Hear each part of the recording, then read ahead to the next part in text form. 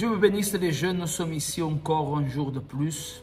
Deux choses, livre de Jean chapitre 12, dit là. Première chose qui nous attire l'attention, vous êtes en train de vouloir chercher le Saint-Esprit. Pas essayer, mais de vraiment avoir soif d'avoir la présence de Dieu dans votre vie, n'est-ce pas? C'est ce que vous voulez. La question, c'est que vous devez comprendre que la décision que vous prenez de vouloir avoir Dieu dans votre vie va entamer des sacrifices. Pas un sacrifice, mais des sacrifices. D'abord, le sacrifice de votre vie, mais aussi la personne qu'elle veut plaire à Dieu. Elle doit comprendre qu'elle deviendra un ennemi pour le monde. Rappelez-vous de Lazare qui a été ressuscité, qu'on a parlé hier. Dit là, chapitre 12, verset 10, dit « Les principaux sacrificateurs délibérèrent de faire mourir aussi Lazare. » C'est-à-dire, ils ont décidé de tuer Lazare. Parce que beaucoup de Juifs se retiraient d'eux à cause de lui. Ils croyaient en Jésus. Première chose que le mal ne veut pas. Et le mal sait que si vous avez l'Esprit de Dieu, vous allez devenir un témoin de Jésus. C'est que vous allez faire beaucoup croire en Jésus. À travers de votre témoignage, à travers de votre changement, beaucoup vont commencer à croire en Jésus. Beaucoup vont commencer à croire en Dieu.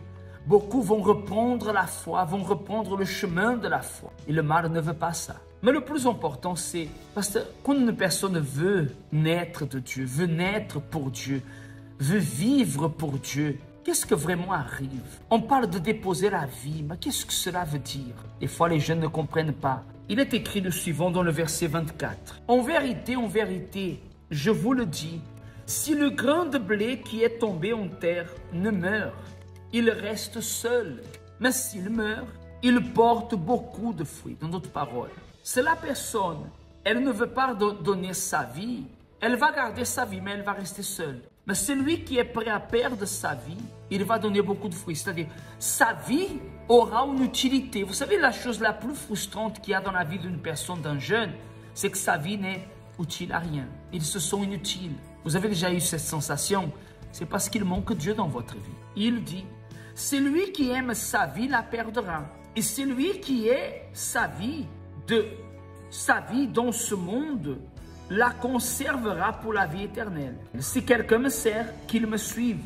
Et là où je suis, là aussi sera mon serviteur. Si quelqu'un me sert, le Père l'honorera. Vous observez par ça que Dieu, il veut nous honorer.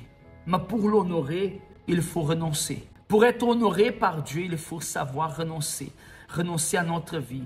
Parce que je vais avoir le Saint-Esprit, je vais avoir la présence de Dieu. Comment faire? Renonce à ta vie. Renonce, quand on dit renoncer à ta vie, c'est renoncer à tes plaisirs, à tes envies, à tes volontés, à tes projets, à des rêves personnels qui ne vont pas en accord avec ce que Dieu a projeté et veut pour ta vie. Parce que tu peux suivre ton projet, mais n'oublie pas, c'est lui, comme dit là dans le verset 24, si le grain de blé qui est tombé à terre ne meurt, il reste seul. C'est-à-dire, la personne qui est venue dans ce monde, elle ne décide pas de renoncer à la vie de ce monde pour vivre pour Dieu. Elle va vivre dans ce monde pendant soit 50, 60, 80 ans, 100 ans, mais elle sera seule à la fin.